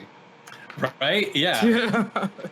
And I would have called you even crazier if you said that Death Stranding would be out before either of those games. I can't believe that game's coming out this year. Yeah. Yeah, that's pretty crazy. November 4th, right? 8th? November 8th, I think. November. Early November. All right. So another game that's been missing in action for about 8,000 years is 13 Sentinels Aegis Rim. It's been more like 8,001 years, but but yeah, that game. What Vanillaware is doing with that game? It was announced in 2015. We're in 2019 now. We barely got any gameplay. There was a Japanese demo, paid demo, I believe, that they got, and that showcased almost no gameplay. And it's like, okay, Vanillaware, you got a great style. Like, I can give you the benefit of the doubt because Dragon's Crown was great. Olden Spear is amazing. So, just create a really good game. But at this point, just what's going on? What's happening here? Yeah, and like somebody made a really good point that they're sort of running out of games to remaster because they remastered Dragon's Crown for PS4 and Odin Sphere. Mm-hmm. And what was that other like ninja game that they had? It was on the Wii. Marasama, the Demon Blade, or something. Yeah. Muramasa, that's the one. Yeah. That's the only one left, I think, that they have not remastered because they just need to bring money in, So okay. I mean, that's my guess because that's probably why they put that paid demo thing at it. It reminded me of like the Ground Zeroes or whatever, where it's like, yeah, we need to put something out. But that one I'm like I almost wonder if they don't know what to do with that game. Like they had an idea and then they started making it and they're like, oh no, we don't know what to do. I feel like it's supposed to be some type of giant robot game. I know, there's giant robots in it. Yeah, we still haven't seen anything. So I'm like, I know the art style takes a lot to do and you gotta draw or every little frame for everything the character does and stuff like that. But if you gotta scrap the idea and go with something else, I wouldn't mind that. Yeah, just do Dragon's Crown 2. People would buy that. There we go. And make sure you keep the witch intact. That's all. That's right. I remember the last time we saw it was at the 2017's PSX. It was just like a random TV screen in this booth. That's right. And it was just playing the trailer. Like, why is this here? Yeah. It was really random. I do remember that, yeah. Missing in action. Sakura Wars? Oh, Sakura Wars. Yeah. Okay. Yeah, I mean, that game, when they announced it for the West, they said it wasn't coming till fall of 2020. So I'm like, maybe they'd show something because they announced it, but I'm sure next E3 it will be its coming out party. Or Tokyo Game Show. Yeah, maybe Tokyo Game Show because it most certainly will come out in Japan before it comes out here. Because I can't even remember the last Sakura Wars game we ever got. I've never played them, so I don't know. Yeah, Have you ever played those, Shadow? I never played them either. I've seen. I didn't see the anime. I just listened to the opening of the anime, and it's really catchy. It's like one of my favorite childhood songs, actually, because Sakura Wars goes back a while. But I've only seen the characters in like Project Cross Zone and stuff like that. I'm interested because the Bleach artist is the one doing the character designs, and I'm like, oh, those look pretty good. Can I see some gameplay? No. Okay, so. Yeah, you gotta wait. You got your waifus, but yeah, you got those intact. No gameplay. Yeah. Because I don't even know what kind of game. It's like a strategy RPG or something, right? Is that what they are? Yeah, I think that's exactly what they are with the robots, giant robots, I believe. And yeah, that's about it. Okay.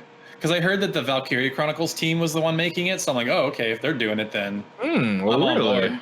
Yeah. Oh, okay, this might be a day one. Just let me see some gameplay, and I'll be there. Tokyo. Did you like Valkyria Chronicles 4? I did like Valkyria Chronicles 4, just not as good as Valkyria Chronicles 3. That one needs to be remastered and brought out. And I was somewhat disappointed with it because they decided to stick so close to Valkyria Chronicles 1 in some areas, but ultimately, like that was a game that I thought was never going to happen in my lifetime. So I'm glad we got it. Yeah, exactly. I'm just glad they made another one. I heard it didn't sell very well, which is a bummer. But yeah, I'm with you. I'm just like, I'm glad they gave it one last try, and it was fun. So I'm at least glad that it exists. We have 1, 2, and 4. Where's 3? Apparently, that's like the best one. So that is definitely the best one, and well, except for graphics. That's how it usually is, guys. If we didn't get in the West, the best one. Yeah, so I hope they're maybe gonna remake that one, but yeah, Valkyria Chronicles 4 didn't do too well from a sales standpoint, I suppose. So who knows if we're gonna get another game in the series? Just make sure it's not, Valkyria Revolution or something like that. Yeah, I like to think they learned the lessons from that one. Yeah, that was another game that I felt that they tried to appeal to another audience with, and it just backfired completely in their face. Oh yeah, most definitely. It's like, let's make Valkyria Chronicles, but with melee combat. I'm like, that defeats the whole purpose. Like, why would you, that doesn't make any sense? I will never forget when that game was announced and everybody saw the trailer and it was like, oh, this isn't we lost him for a second. Let's see. Okay, there we go. There you go. Michael almost fell. Yeah, when Revolution was first announced and people was like disappointed with how it looked, and then like almost like a couple of hours later, they were like, "It's a spinoff. Calm down. It's just a spinoff." I was like, sure. If this did well, you would have made this the main live Valkyria Chronicles game. Of course. Yep. Yeah. And the last one that's missing in action is Grand Blue Fantasy Relink. And Versus. Whoa! No, Versus was there. Yeah, well, Versus got like a demo or something like that. Yeah, I wanted character announcements, man. Are you a Grand Blue Fantasy fan? No, I like the fighting game. Yeah, he's a fighting game fan more than anything. Oh, okay, gotcha. Yeah, well, I was really shocked to hear that Xseed was going to be publishing it, because I thought with the announcement of that and Relink and Project Awakening that like Cygames was going to make a Western branch and they were going to publish it themselves, but apparently that's not what's happening. So I wonder if Xseed is also going to publish Relink or what's happening with that game. I don't know, but that game we'll probably see more at Grand Blue Fantasy Fest. I guess they do their own thing in the summer or whatever. I think that I'm a little bit worried about Relink, just somewhat, because it was being made with Platinum Games and Cygames together, but Platinum Games left the project. I guess their partnership or deal kind of went up, but so now the rest of the game is being made by Cygames, and I don't think they know how to make a proper action game, but if you're using the baseline of what Platinum Games made, it should be okay. But I'm tempering my expectations down for the game. That is my worry. Like in my head, here's what the best case scenario that happened with that. It's like Platinum made the combat engine, whatever, the combat system. They made the great visuals and everything, and now Cygames is like doing the design part, like the level design and how the mechanics work, and like because it doesn't look from when they did that second demo, it doesn't look like a traditional JRPG where it's just like you go to a town, to an open world, to a dungeon. It almost looks like a big budget version of the mobile game, kind of, where it's like, oh, you play with friends and you explore a dungeon and you get rewards and then you do another one or something. Like it's really hard to tell what the structure of that game is, because they did say it's going to have multiplayer, and I don't know what that means. So we shall see. But yeah, I was kind of bummed that it wasn't there. Yeah, I wanted to see a little bit more of the game. It looked like it was running 60 frames per second. So, well, that's probably on a PC or something like that. What's it announced for? I think it's only PS4 right now. PS4? Okay. I don't remember. Maybe that was running on a Pro. The early gameplay footage we saw. Yeah, it's who knows. Yeah, well, I mean, it is Platinum, and they've been managing to get their games to run at 60, because I think Nier Automata ran at 60 on PS4. Yeah, nah. It kind of ran at pseudo 60, kind of. It wasn't completely, because I compared the two. Like I played a little bit on PS4, then I went to my PC. I was like, yeah, this is 60 right here. But okay. Yeah. Okay. Man, I remember watching this gameplay when it first came out. I'm like, I don't know who any of these characters are, but now I do. I'm surprised there was a fighting game for Grand Blue Fantasy. I mean, like, I seen the mobile game, and I tried to get into the mobile game a little bit because, like, I don't know. I saw the character designs. I was like, yeah, let me do this, but I couldn't get into it. The only mobile game I'm playing right now is Fate Grand Order. So, Yeah, that's really popular. I was into Side Games had a game out with Nintendo, Dragalia Lost. I was really, really into that for most of the year, frankly. Them character designs. Jeez, her boobs are bigger than her head. Jeez. that seems okay. I'm okay. Checks out. Yeah. I don't even know how she fights with that thing. It's like a giant just circle with spikes on it. Yeah. That's weird. But yeah, Dragalia Lost is actually really fun. That's a fun mobile game, and they're really generous with the in-game currency and items and stuff like that. So I'm sure the drop rates are still terrible. oh sure, like for characters and dragons, it's terrible. But like as far as like energy refills and like, yeah, I feel like I've only spent like 20 something bucks total, and I feel like I've played that game for like somewhere between 40 and 100 hours or something like that, because there's no clock, so it's hard to tell. But I kind of fear how much I spend in Fate Grand Order. Oh boy. Yeah, I spend a good amount of money in that game. Is that a turn-based game or is it action combat? Yeah, it's like a turn-based game. That's one of the reasons I like it. And it's pretty much just grinding and farming your favorite characters. That's about it. So that's why it's a nice little time killer when I'm on a train to go to work. So nice. Yeah. The only gacha game I played was Tales of Link. How was that? Link. It was all right. It was like a match 3, or not even. No, it's not really a match 3. It's like you match colors, and the more you match, the bigger your combos are. I remember that. It's a long time ago. It's gone now, but it was definitely a gacha game, and then they really fan serviced the Tails characters. I mean, every single one of them. Well, that's what gacha games do. they sell fan service for the most part. Yep, I got sexy maid Mila, I got sexy Santa Mila, I got Yukata Mila. It was a Mila event, and I got all of them somehow. I don't know how I did, but I got all of them all. It was nice. But yeah, so that's pretty much it for E3, or the most important parts that I picked. What were your thoughts on E3 as a whole this year? Despite the fact that there was no Sony, it would have been cool to get some updates on Last of Us 2 and Ghost of Tsushima.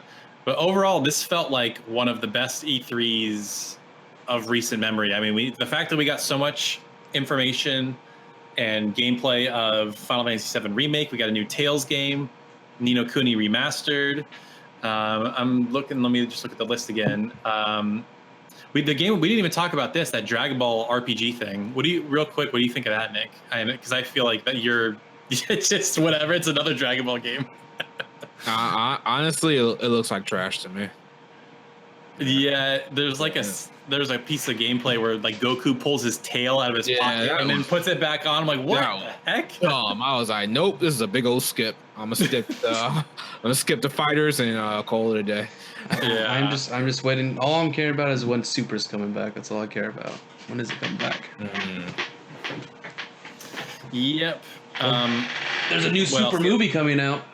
So really, they're doing another that. Apparently, that Broly one did really well as far as like box office goes. It was a good movie though. Yeah. But yeah, more Pokemon, all the Mana stuff. I've never played the Mana games, but as soon as that physical version comes out for Switch, I'm buying that. I'm gonna play those. I'm playing Trials of Mana. I don't know. You say you're gonna play them, but I don't know. I love your look. Are you? He calling you out. I don't know. Okay. Looks like I'm gonna have to prove Nick wrong. I can tell you that you're not gonna like Secret, and that's why is that? Because you're gonna play it and you're gonna be like, why? I'm hitting the enemy, but it's not doing anything. Why? But is the remake like the old one, or is the old one like the remake? Yes. Oh, okay. Interesting. It does not feel good playing that game. Combat does not feel good at all. That's a shame. But nonetheless, I don't know about the other ones though, so maybe you like the other ones. We'll see. And there's actually a bunch of really cool stuff from Nintendo that is not specifically JRPGs. Like Astral Chain looks awesome. I really liked Luigi's Mansion 2, and Luigi's Mansion 3 looks really awesome. That's supposed to come out this year. I thought you were gonna say. For that. I thought you were gonna say I really like those booty shorts, but the booty shorts. You know what's really crazy about Astral Chain? Apparently, there's character customization. I didn't know that. Like when you set the game, you can. So I'm a little bit mad about that because I'm not the biggest fan of silent protagonists. So that just means, I'm pretty sure the main character is going to be silent. So, yeah, that's a bummer. That's appealing to the Western audience. So, and then I'm on the fence about that Star Wars Jedi Fallen Order game. It looks cool, but I don't know. I might have to wait for reviews on that one. It looks really good, but it's made by Respawn, but then it's published by EA. So I'm just like, I don't know if I'm gonna. I gotta look for reviews on this one and see if it's worth getting. They just need to throw that game out and then put all their resources into Apex Legends. Apex Legends. That thing dropped off for some reason. I don't know. Because Respawn's working on this Star Wars game. And they should throw everything away and just make Titanfall 3. Titanfall 2 is amazing. They should. It's the only online FPS I ever played. It was so fun. They done goofed with releasing that with Battlefield or something like that. Completely went under the radar. Why they did that? That was a really good game. Yeah, super fun. The only thing that made me mad about Titanfall 2 is that when you get into the Titans, in Titanfall 1, it was all first person. You got in, you shut everything. But on Titanfall 2, it's all third person when you get into the Titan. I think I like that the most. I don't care for first person. I like third person stuff. I don't think it's third person when you're in the mech. I remember they changed it. Not in the mech. I meant when you get into the mech, the animation of them going into the Titan is third person. Oh, okay. Yeah. But in Titanfall 1, it's first person. Okay. I see. Yeah. It's just a little pet peeve of mine. Just like me not liking Tales of Symphonia. I'm sorry, what? That's just Don't get him started. We've been over this so many times. Please don't do this. You know what? I'm gonna let you live.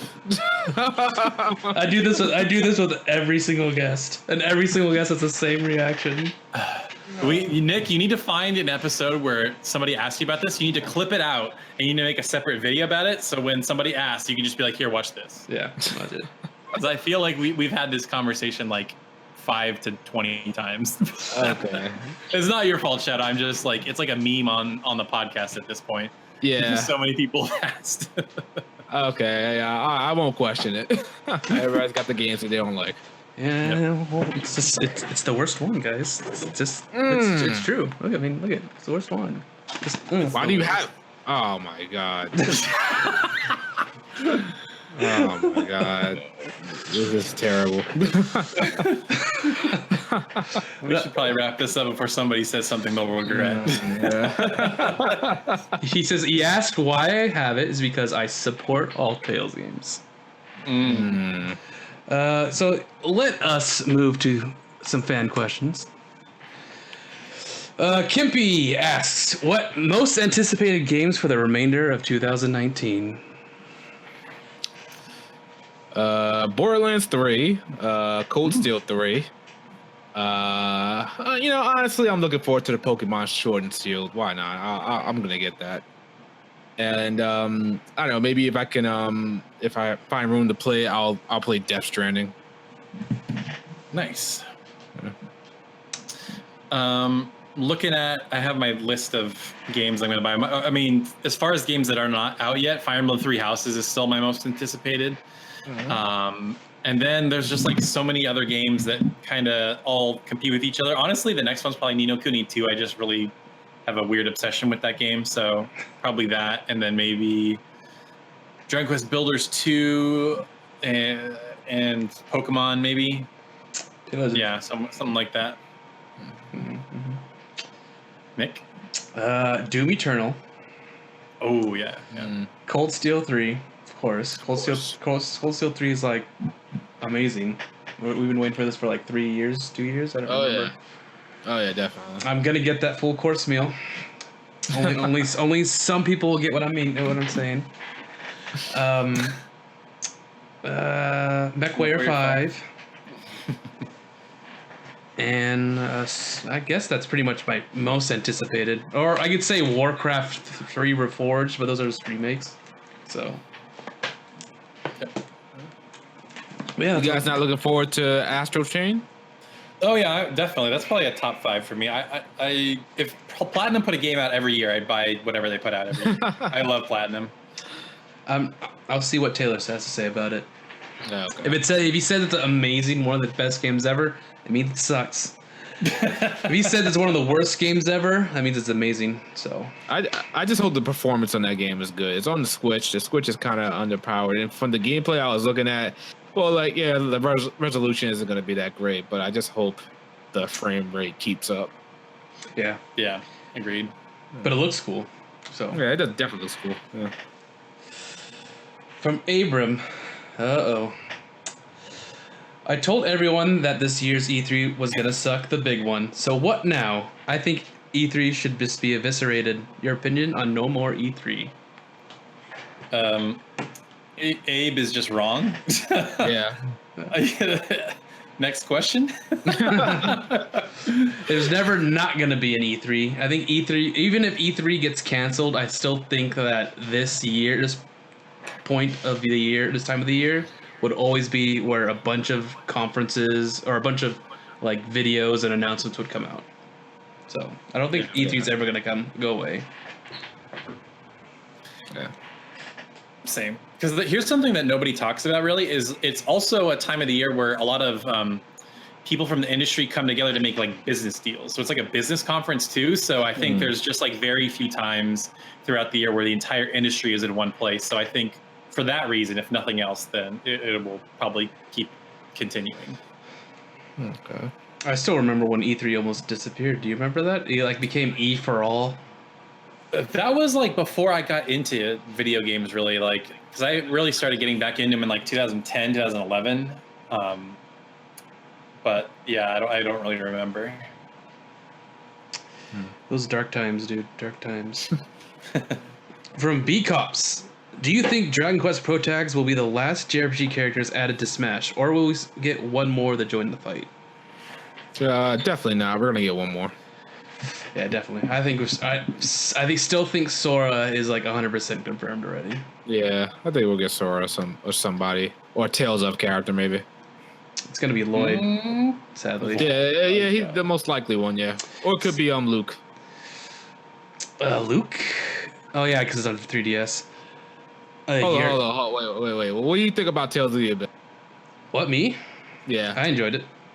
Okay, I'm about to say, we would have problems if you didn't. That is the best Tales of game. The only thing I have a problem with is Tales of Symphonia. Okay, that's just illogical completely. Does not compute. You're just flat out wrong, but you know what? Okay. You would understand if I told you why, but that's a story for another time. Yeah, most definitely Smash, or definitely Sora, or Tails character. I've been calling Tails character for a while now. Yeah. Spaghetti asks, what are your thoughts on not all the Pokemon being available in Sword and Shield? I didn't really catch this controversy, but did it have something to do with Pokemon Bank or something? Like I didn't know what they meant by not having all of them in the game. I think you can't transfer most of the Pokemon into the game. You know how Bank usually could transfer Pokemon to like every game. I don't care about that. I don't even know how to use that thing. I don't care. I start fresh, I beat it, and then I'm done with it, and I wait for the next one. I don't care. Yeah, I feel the same way. I was never gotta catch them all type of thing, so I don't really care. Maybe they'll add it to an update sometime down the line, but yeah, I don't really care. I get all the new Pokemon that comes out with the game, and I'll go from there. There's already too much. There's already too much Pokemon, so. Oh yeah, definitely. They're close to hitting 1,000. It's crazy. He also asks, did either of us play the Demon Ex Machina demo earlier this year? I played it and was not a fan of the control scheme and repetitive gameplay. After seeing the new trailer at E3, I'm still going to wait out the reviews. What are your thoughts? I played it. I thought it was okay. I'm not the biggest fan of mechas, giant robots, and stuff like that, but the controls can tighten up a little bit, and the character creation could be a little bit better. I'm telling you, Code Vein is gonna spoil me on character creation for the longest time. I've seen it. It looks really good. Yeah, you can do a lot of things in that one. But that one's maybe like if I see it for $20 somewhere, I'll grab it. Definitely not day one. I downloaded the demo but didn't play it. I see it, and whenever I see it, it just makes me sad because it just reminds me of Armored Core. Yeah, Armored Core. And I'm just like, I really want this to come back. Please, From Software, stop making Souls games and bring me Armored Core. It's never gonna happen. Yeah, it's never gonna happen. Yeah. They're on to something. They've hit something that people like. They're never going back to Armored Core. I feel like. I want my Armored Core, and it's worse. It's worse because DSX or Demon Ex Machina is the mecha designer is the designer for old Armored Cores. So I see designs in that game that are from old Armored Cores, and I'm like, I hate this. Hey, Armored Core, I played the one on 360. I think that was the one, but that one was way too complicated for me. Customizing the mechs, dealing with the weight and stuff. I couldn't wrap my head around it. Yeah, it was Armored Core 4 and 4 Answer on that version, and 5. Yeah, 4 Answer. Yeah, and those ones are weird. Those like Armored Core 2 or 1, 2, and 3 are like the best ones. But those are like tank controlled. So you have to get used to those controls. I'm just gonna wait for the reviews and see what it's like. People are gonna be like, oh, it sucks. I can already tell. People are gonna say they don't like it. What? Whoop, my bad. And I think that is actually it for the questions. Okay. Cool. I mean, I got more, but nothing E3 focused. Well, it's already been a pretty long episode, so 2 hours, pretty much. Yep. So why do you like Tales of Symphonia, huh? Because you know what? I'm gonna keep it real with you. I played this so long ago. I think at this point it's nostalgia. Because if I play it now, I'm just like, okay, no skit is voice acted. This is pretty tough. And the combat might be a little bit limiting because of all the Tales of games I played after it. But I remember the story being really good. I really like Lloyd, Colette. All of them was memorable. Zelos, he was the first I think womanizer I've seen in the game, and I was just so fascinated by the guy. Yeah, I think the combat was pretty okay for it being released back then. The first 3D Tales game. Yeah. Taylor couldn't get past the first part. I remember that. You remember how hard it was? I am trying to remember. I never beat it. I'm trying to remember what happens or how far I got.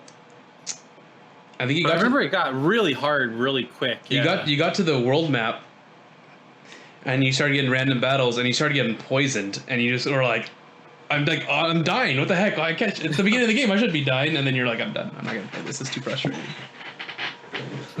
I remember that. See, this is why they're making Tales of Arise, because of plebs like me. Appealing to the normies. That's very much what they're doing. I'm not. Well, Taylor, the game was hard. Don't worry about it. It was a hard game. You had to know Tales to get through that part pretty much without dying. Tales of Symphonia? Yeah, at the beginning, if you don't know what you're doing, you could get your ass handed to you. I do not remember at all. Was that after the first temple or something like that? Because it was after, it was when the first time you went out to the world map, pretty much. The very first time. Okay, I don't remember that game being The game hard was at all. the game was easy until that point because you get poisoned and I don't think you have a healer at that point, and it's hard to keep up the heals. But yeah. Okay. So the Tales of Symphonia. Okay. Okay, so Taylor knows. Taylor's turn it off. I'm gonna do the shorthand version. So I was a Tales fan before. I was a Tales fan before Tales of Symphonia even came out. I played Tales of Destiny 1 and 2 on the PS1. Okay. On the forums, I talked about Tales of Destiny 1 and 2, but everyone just talked about Symphonia.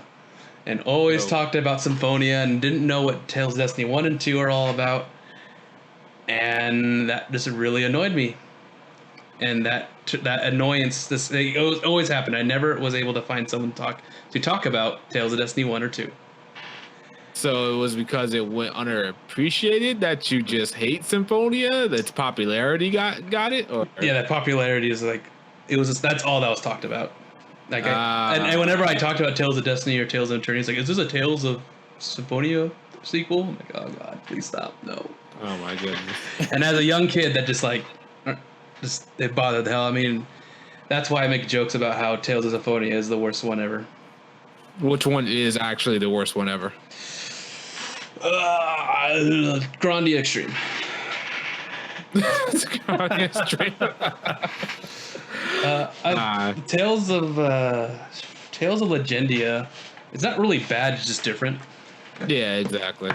Yeah, I would at best I would label it as one of the weaker Tales of titles, but the worst one by far goes to Dawn in the New World. Oh well, yeah, I don't even count that. I don't even think it's a mothership title. It's technically not, but that game was just trash. Oh my god. I mean, it is a Tales of Symphonia sequel, so it does make sense. Oh man! Anytime I take shots at Tales of Symphonia. Yep. Okay. Another reason why it bothered me was I played Tales of Fantasia. Mm-hmm. Like I beat the PS because the PS1 fan translation was out, and I just played Tales of Fantasia over and beat it. I started playing Tales of Symphonia again, and then I realized that Tales of Symphonia is just Tales of Fantasia. All the story beats are like exactly the same. The themes, so what, like two worlds. It's time travel in Tales of Fantasia. Okay. But very similar. Apparently they're connected. They're like in the same world, but there's the mana tree is dying. Elves, there's racism against half elves. You had to find the unicorn to heal somebody. What else was there? You needed to find a summoner to use Volt to fly the Eyebirds. It was just exactly the same. It was oh my god, it made me laugh so hard. But that's another reason why it's like I make fun of Symphonia. Okay. So in a sense, you're saying that the fan base kind of ruined Symphonia for you. Yeah. So I'll ask you guys a question. I guess you already answered it. Taylor, can a fan base ruin a game for you? Can a fan base ruin a game for me? You already have the answer. To what? What did I do to Cold Steel to you? Yeah, Nick kind of ruined Cold Steel. Well, you know what's funny? I thought you ruined it, but it's actually just not a good game. So I just don't like the structure of that game. The structure of it's basically just the whole game is just side quests. I feel like, and they're not fun. So it's like you go on a field study, do 3 fetch quests, you get drip fed story. You come back to school, you do fetch quests for the student council. And then like rinse and repeat 5 times, and then the game's over. It's like okay, but there's some story beats that happen in between all that, and it's all pretty interesting. There's classism. It's so far apart. Like the interesting parts are so far apart to me. What you don't like the side quest where you have to find Vivi and figure out that it's actually Lind? And that she's playing a trick on you, and then you had to get like a flower for her, and it means that that you're proposing to her. You don't like those? No. It's too. I don't know. People are always like, "Oh, it's the world building." And I'm like, I don't care what's happening about an NPC that works at a coffee shop. I don't care. Like the main story is what's got to be interesting to me. The whole thing was building the main story, and then 2 it explodes, and I have no idea what happens in 3 because media blackout. But